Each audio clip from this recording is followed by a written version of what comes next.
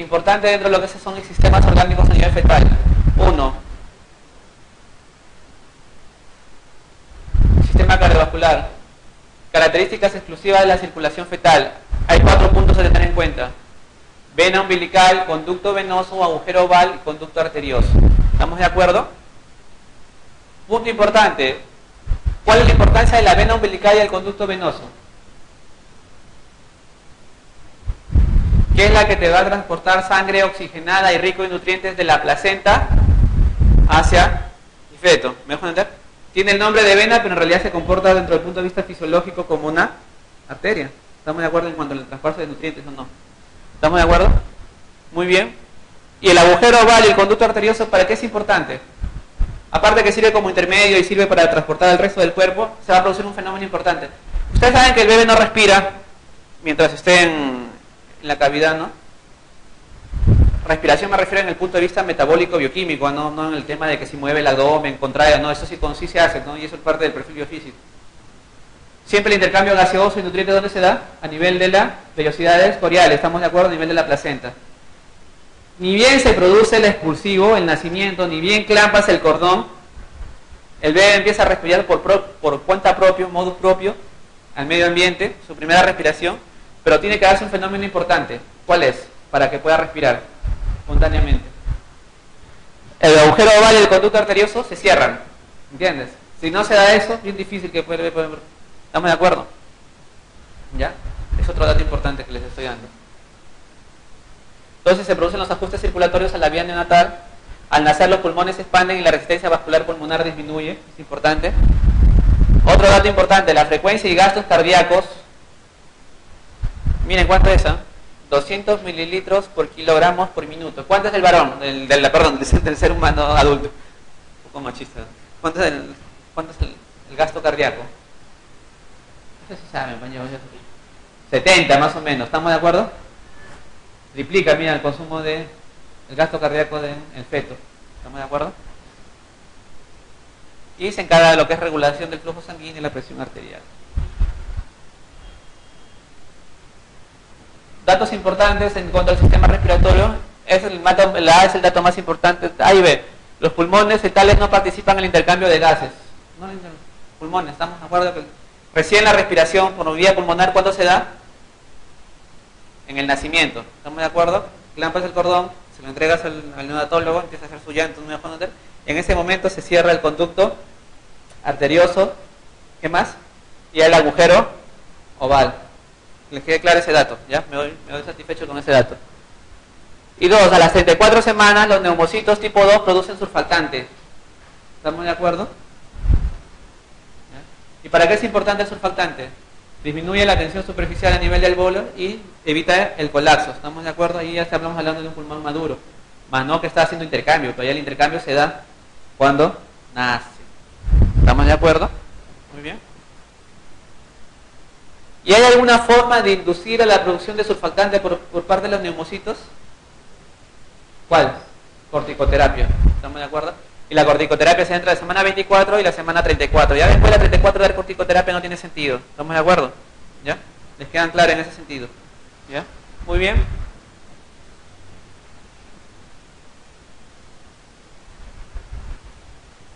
Uno es si falla el corticoide, ¿no? Antes de producir el evento. Y el otro, ¿cuál es la otra opción que pueden disponer los neonatólogos? No, bueno, eso ya lo van a hacer con los pediatras, que les voy adelantando. Para evitar la enfermedad de la membrana hialina y todo lo demás. Inyectar surfactante directo a la orotraqueal, el Survanta. ¿Sí? $800 cada ampolla. De 2 mililitros, 2, 3, 4 mililitros. Es normal en mi hospital el CIS y les cubren. Nosotros, les adelanto, ¿no? A nivel mundial la tasa de parto pretérmino no ha variado, ¿eh? Sigue en su 12-13%. Lo que ha variado es la diferencia o las técnicas de sobrevida, los cuidados neonatales, UCI neonatal y todo lo demás, pero la cantidad de partos pretérminos no ha variado en nada. Por eso se presume que tiene que haber un componente genético y por eso el factor principal es el haber tenido un parto pretérmino como antecedente. Y eso también hace pregunta. Regresando a lo nuestro. A nivel gastrointestinal hepático, la absorción gastrointestinal no es una fuente fetal de nutrientes, como el sistema digestivo tampoco hay intercambio de nutrientes o no. Simplemente que el hígado fetal es una fuente principal de colesterol para el feto, y estamos de acuerdo, y a partir de ahí se va a dar lo que es los factores intermediarios para la producción de hormonas esteroideas, de los estrógenos, ¿estamos de acuerdo? Ahora, el meconio, que tanto mencionábamos al momento del trabajo de parto, está compuesto por secreciones del tubo digestivo y de descamación de las células epiteliales intestinales, nada más, pero no tiene nada que ver con el proceso de absorción o algo por el estilo. ¿Y quién regula la producción de meconio? O sea, perdón, el control de los esfínteres y todo lo demás. El sistema autonómico, ¿estamos de acuerdo? Cerebro. Si hay daño, hay hipoxia, control cerebro, se relaja esfínteres, expulsión de meconio, líquido amniótico, sufrimiento fetal. Es como ustedes, pues, si a ti te ponen un cuchillo en el cuello, ¿tú qué haces? Te suben los latidos, empiezas a sudar y por ahí que te orinas o se te escapa también un poco la defecación en ese sentido, pues no, igualito más o menos en el tema fetal viene con hay una anoxia hipóxica también se va a dar. Pero eso es lo que más o menos los datos más importantes de lo que es el feto. Lo que es a nivel renal sí hay un poquito mayor importancia. La producción de orina fetal se inicia en el primer trimestre, es un dato bien importante. Y la orina fetal es hipotónica, también es otro dato importante. Pero igual, casi todo el intercambio iónico tiene lugar en la placenta. O sea, prácticamente la placenta, ¿qué te hace? Te cumple la función del pulmón, del sistema digestivo y del sistema renal del feto. ¿Cuán importante es la placenta, no? ¿Se han dado cuenta?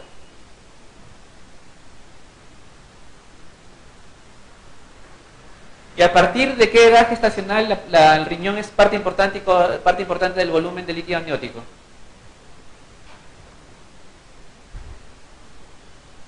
Segundo trimestre, también ¿no? Como 24, a partir de la semana 24, ¿estamos de acuerdo?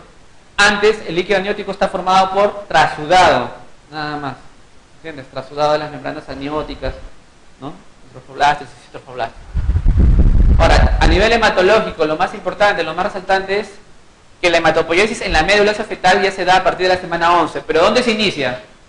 Cuando recién en el saco vitelino, ¿estamos de acuerdo? Saco vitelino. ¿Ya? En el saco vitelino en la semana 2 y en la semana 5 en el hígado y en el vaso fetal, ¿estamos de acuerdo? Pero en la médula ósea a partir de la semana 11 para adelante, ¿estamos de acuerdo?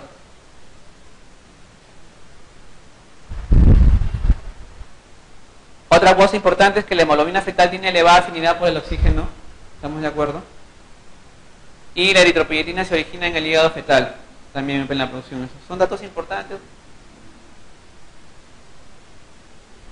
Muy bien. Hablemos un poco de embarazo normal y puerperio, otro tema que tengo en cuenta. Cuando yo quiero diagnosticar embarazo normal tengo que veo signos de sospechas, veo pruebas clínicos y signos de certeza, ¿estamos de acuerdo? También les preguntan, signos de sospecha, uno, amenorrea, ¿no? Ahora, ¿a partir de qué más o menos, con qué seguridad ya tú puedes decir, bueno, a partir de tantos días de amenorrea o de retraso menstrual ya puedo decir, hacer mi dosaje de beta-HCG? Si es en sangre, a partir de los ¿cómo se llama? 5 o 7 días de amenorrea. Si es en orina, a partir del día 10. ¿Estamos de acuerdo? Si tienen esa sospecha. Bueno, es una cuestión práctica, ¿no? Para que cuando comen su test casero y tengan en cuenta qué día lo van a hacer. Cambios mamarios, náuseas, trastorno de la visión, fatiga, percepción de los movimientos fecales. Percepción, o sea, la señora piensa que tiene, que se mueve algo, pero en realidad, ¿me dejo entender?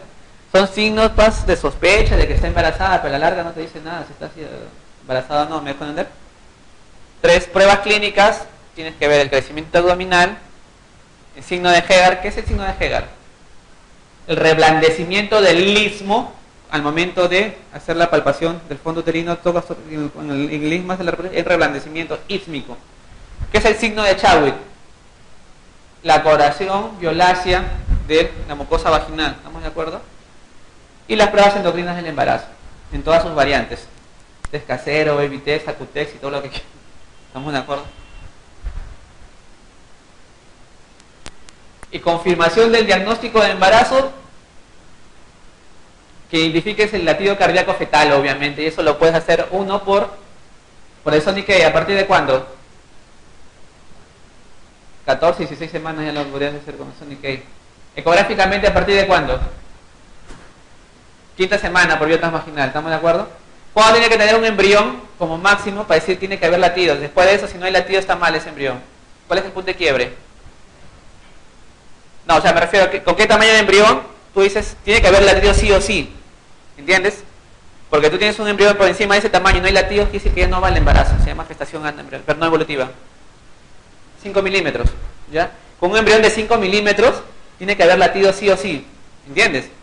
Si no hay latidos, ya con 6 citas no le digan para la paciente 20 la otra semana para hacer una ecografía, no, ahí sí caballero de frente nomás ya fue ya, ¿entiendes?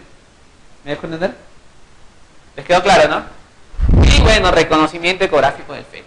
Ahí vamos a discutir un poco más eso, ¿no? Ahora, siempre cuando es hablar del fechado del embarazo, estamos hablando de la edad gestacional, estamos en relación a la última periodo menstrual. No confundan con la edad ovulatoria, ¿no? Se me deja entender el momento de la ovulación, es poco probable que lo puedan diagnosticar, salvo que sea in vitro, pues no diga yo, doctor, me he hecho fecundación in vitro, me han implantado, ya sé, pues no, pero de ahí generalmente tiene un rango con el periodo de cuánto, más o menos 2 semanas, ¿no? En relación al verdadera gestacional, pero por convención usamos la fecha del embarazo. ¿Y cuál es la regla por excelencia que utilizamos? La regla de Nagele. Y eso me acuerdo cuando yo postulé a la residencia en el año 2006, me preguntaron eso, me preguntaron, una paciente cuya fecha de inicio de su último periodo menstrual fue el 3 de marzo de tal, ¿no? ¿Cuándo es su fecha probable de parto? Entonces, como yo no sabía el nombre de Nagele, o sea, ahí la regla de Nagele le suma 7 al día de la fecha de última regla y le quitas 3 meses o le subes 9 meses como quieras a la menstrual. Pero también nos han enseñado y hemos escuchado alguna vez que le sumamos 10, ¿sí o no? ¿Sí o no? Y justo pusieron la clave con 7 y con 10 días. Y como yo no sabía el nombre propio de Nagele, o sea, yo estaba ahí con esa duda, mira, por eso la regla de Nagele es cuando le sumas 7 días, ¿ya?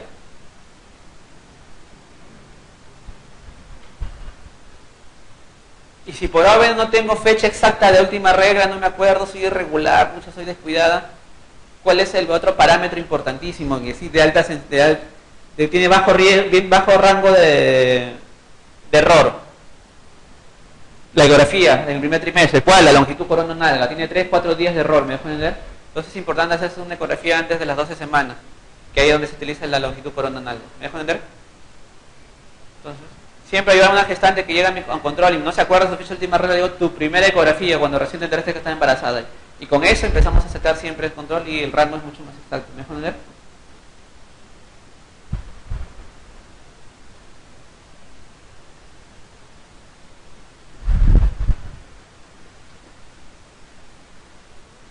Muy bien. Tener en cuenta que en el crecimiento y desarrollo fetal, en cuanto al peso, el feto normal, por ejemplo, a las 26, 28 semanas pesa 1 kilito. 1 kilito. A las 35 semanas aproximadamente 2,5 kilos. Y a las 40 semanas 3,300. Estamos hablando de un feto en promedio normal, pues no, doctor, mi hijo pesó 5,500. No, estamos hablando de los promedios.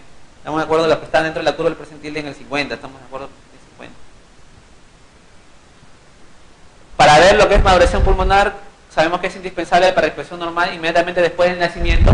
Tenemos 2 opciones, ¿no? Para ver la proporción entre lecitina y figomielina. ¿Estamos de acuerdo? Y eso lo hacemos por amniocentesis. ¿Cuál es la relación que debe haber para decir que es un feto maduro? ¿Cuánto? La relación debe ser 2:1. ¿Entiendes? O sea, el valor de lecitina sobre el valor de figomielina tiene que ser 2/1, ¿no? La relación.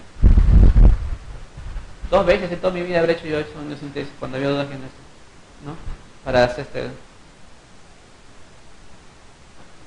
fosfatidilglicerol es la otra forma que se puede utilizar también por amniocentesis, dosaje a nivel de líquido amniótico.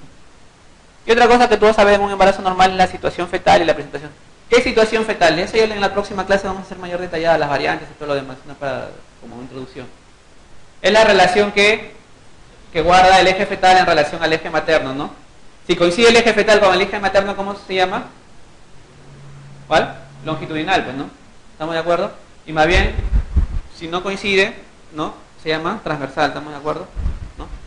La oblicua es una intermedia, pero a la larga o se hace longitudinal o se hace transversal. No sé si me dejo entender en el trabajo de parto, así que... ¿Y la presentación fetal qué viene a ser?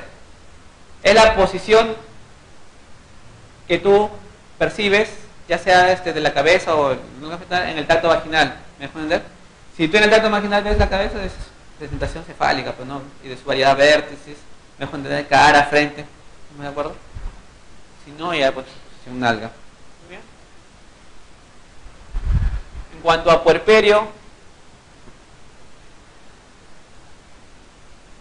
vamos a ver lo que es la involución del útero, tienen que ver los entuertos, lo que ni bien se produce el parto, dato importante, con relación a su tamaño inicial, ¿cuánto baja el útero? Ni bien se produce el expulsivo. 50%. ¿Estamos de acuerdo? El tamaño inicial. ¿Estamos de acuerdo? 30, 15, 32, 36. Aprox. ¿Estamos de acuerdo? De ahí va a reducir a aproximadamente en un parto normal, centímetro, centímetro y media por día. ¿Me dejo entender? ¿A partir de qué fecha ya es intrapélvico? Día 12, día 14. ¿Estamos de acuerdo? Ya debía ser. Muy bien. También se van a producir en el puerperio cambios involutivos en el sistema renal, cambios cardiovasculares a las 2 semanas posparto. Va a haber lo que es la disminución de la leucocitosis, va a haber la regresión del fibrinógeno.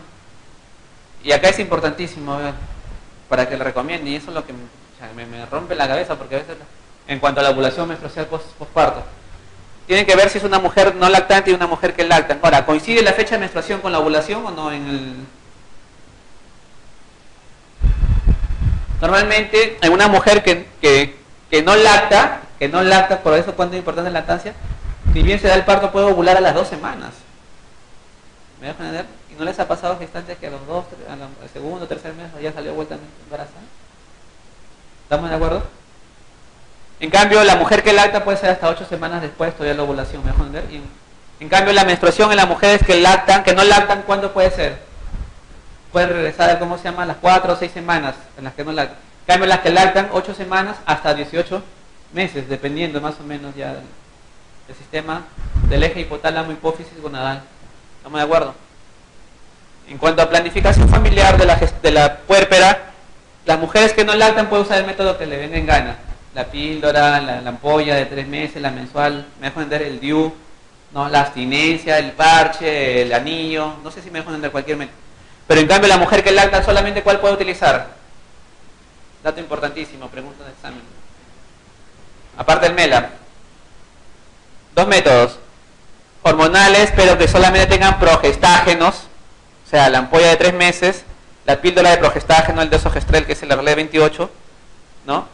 Todo lo que sea solamente progestágeno, no puedo usar estrógenos, ese es un dato importantísimo, ¿ya? ¿Y cuál es el otro que puedo utilizar? El dispositivo intrauterino, sin hormonas, o sea, el DIU, la T de cobre, o el DIU que tenga progestágenos. ¿Cuál? Mirena se llama, con levonorgestrel. ¿Estamos de acuerdo? Muy bien. Doctor, ¿y cuándo le puedo poner un DIU a una paciente que es puérpera? Le puedo poner 24, 48 horas, ni bien se produjo el corto. Y si no logra en ese tiempo, ya tengo que esperar a las 6 semanas, ¿me dejo entender? ¿No? Doctor, ¿y si le hago una cesárea, le puedo poner el DIU en el momento de la cesárea? Claro, transcesárea. Haces tu cesárea, pones el DIU, cierras todo. ¿Estamos de acuerdo? Ya hay un nuevo producto que ha salido para el control de la natalidad en las mujeres que lactan, que se llama el Progerring, o sea, el anillo vaginal que tiene progestágenos. ¿Ya? También, por si acaso les vayan a preguntar eso. O sea, cualquiera que tenga progestágenos, el MEL es otra opción, y o algún método pues de bloqueo, ¿no? Tipo la T de cobre o la T de cobre con, perdón, el DIU con hormonas. Pero que sean progestágenos, acuérdense de eso, progestágenos. ¿Estamos de acuerdo? Buen dato. Muy bien, sigamos. Es algo, datos importantes nomás para tener en cuenta. Cuando hay una mujer que quiere salir gestando, ¿qué se le puede recomendar? Se puede hacer una asesoría preconcepcional. Entonces, evaluamos antecedentes ginecológicos y de reproducción, evaluamos resultados y complicaciones de gestaciones anteriores, antecedentes de aborto recurrente, es importantísimo. Esa es una pregunta que he visto en los exámenes del ENA, he visto que tienen su librito. ¿Cuándo se habla de aborto recurrente? A ver si se han renovado conceptos.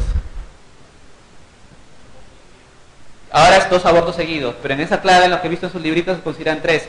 Y desde el año pasado ya estamos considerando 2 abortos. Basta que tenga 2 abortos en general, seguidos o no seguidos, ahí falta precisar el concepto.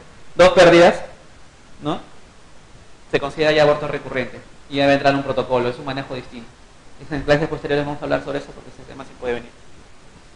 Preeclampsia, RCU, muerte fetal, evaluar resultados de Papa Nicolau, citología cervical, valorar y tratar posibles infecciones de transmisión sexual. Si está tomando algún medicamento, le damos un medicamento previo al embarazo para, ¿cómo se llama?, disminuir defectos del tubo neural. ¿Cuál es? Ya, buen punto. Dos cosas le quiero aclarar acá. Si es una mujer que nunca ha tenido un feto con defecto del tubo neural, va a usar su dosis de 0,4 miligramos. ¿Estamos de acuerdo? Diario. ¿Estamos de acuerdo? Previo al embarazo, 3 meses previo al embarazo. Pero si es una gestante que ya tuvo un antecedente personal, ella, o sea, un feto anterior ha tenido defecto del tubo neural o un familiar directo, ya sea el hijo de una hermana, ¿me dejó entender? No va a usar, ahí no va a usar pues 0,4 miligramos, tiene que, por 10 tiene que multiplicar la dosis, 4 miligramos, es un dato importantísimo. Ahora, el aumento de riesgo del defecto del tubo neural está asociado, por ejemplo, a parejas con hermanos o sobrinos con defecto del tubo neural, mujeres que padecen diabetes tipo 2.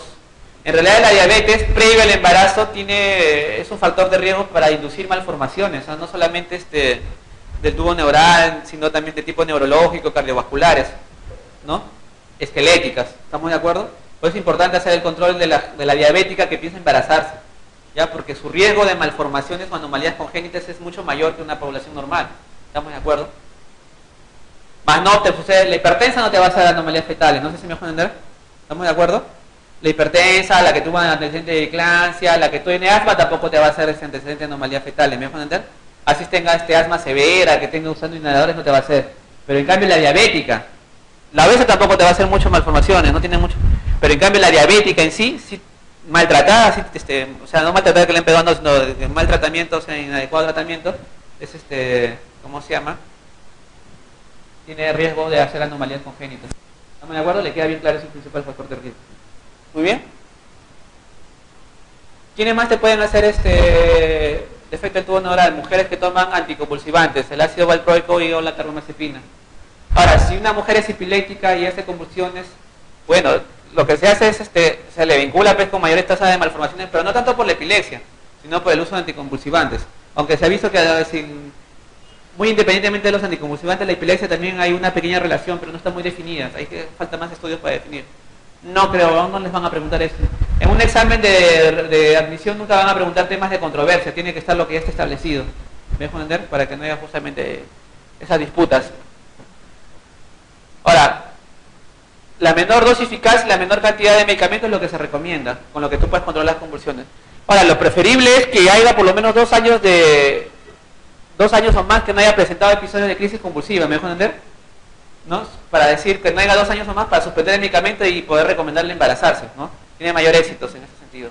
Pero imagínate pues que estando con estatus convulsivos o con crisis muy seguidas, sale embarazada, bueno, tienes la opción de usar la dosis más eficaz, pero igual ten en cuenta que hay tasas mayores de proporción. Pero no por eso en este caso no está permitido el aborto terapéutico, por ejemplo. ¿Me queda claro? Así que apunte el riesgo de la gestante. Siempre también dentro de esa serie previa de la concepción se busca si ha habido enfermedades cardíacas, trastornos endocrinos como el hipotiroidismo, la diabetes, como le vuelvo a repetir. ¿Estamos de acuerdo?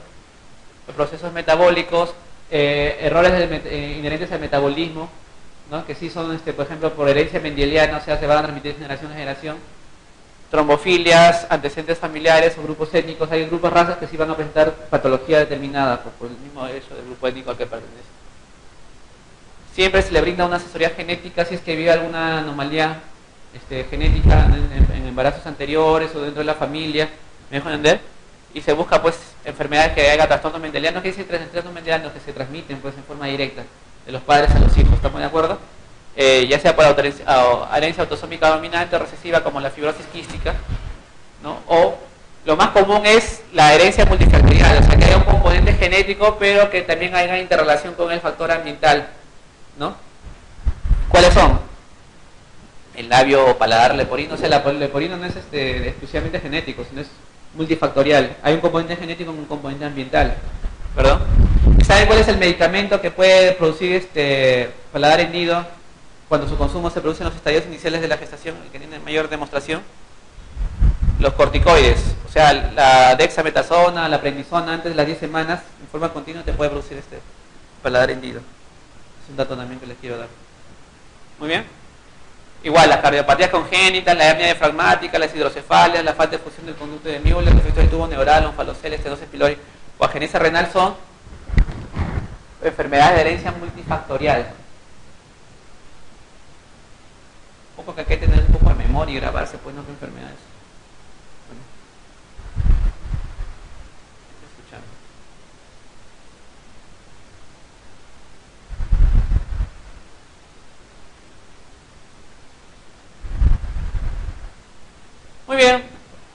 Hablemos de esto de aneuploidías porque ese sí es bien común, o me he dicho más frecuente en relación a otras cosas. Y esos son motivos de pregunta de examen. Entonces, ¿cuándo hablamos de aneuploidía? Cuando existe una cifra incorrecta de cromosomas. O de más o de menos. Si hablamos de más, ¿qué hablamos? Trisomías. Si hablamos de uno de menos, monosomías. ¿Estamos de acuerdo? Afecta a 3 a 4% de los embarazos y uno de cada 160 nacidos vivos. 50% de los abortos que ocurren por aneuploidía en el primer trimestre son casi siempre incompatibles con la vida. Por lo general las trisomías se deben a errores en la meiosis materna, ahí es el problema de, ¿cómo se llama? En la meiosis materna, y la edad materna es el principal factor de riesgo. No es el principal, perdón, no es el único, pero es el principal factor de riesgo. ¿Y por qué hay más seguido eso? Porque ahora como las mujeres son profesionales exitosas como ustedes, ¿no? Muchas de ustedes dicen, no, yo voy a postergar mi maternidad cuando ya tenga mi clínica propia, tenga mi carro, todo eso. Llegan a los 40 y se dieron cuenta que, pucha, y ahora, no sé, mejor entender. O salir embarazada, ¿no? Porque ya tienen su riesgo. O peor, a veces ni pueden embarazarse ya, porque otro factor de riesgo para la infertilidad, ¿cuál es? La edad materna también. 2 factores de riesgo, la edad. Y la edad ya no lo puedes modificar, pues. Así te hagas las cirugías que te hagas. ¿Entiendes? La edad es la edad. Si hay un antecedente de trisomía, el riesgo de un segundo embarazo con trisomía es del 1%. No es alto, ¿entiendes? O sea, por haber usted tuviera un feto con trisomía, no vayan a decir, bueno, ya mi segundo va. No necesariamente es así, ¿no? O han visto que una mamá tenga 3, 4 hijos dados, es difícil, ¿no? Es una cuestión aleatorizada, ¿no? Pero tiene que ver con la disyunción materna y tiene que ver con la calidad del ovocito. Y tiene que ver la edad paterna en eso para, por ejemplo, trisomías. ¿Sí o no? O sea, por haber uno de ustedes se anima a entablar una relación con un 60, 70 y se preocupan si por ahí no hay nada que ver con la edad paterna. ¿Entiendes? Así que con confianza nomás si quieren hacer quieren hacer la de geriatras, ya tranquilo, ¿no? Con confianza. ¿Muy bien? Muy bien.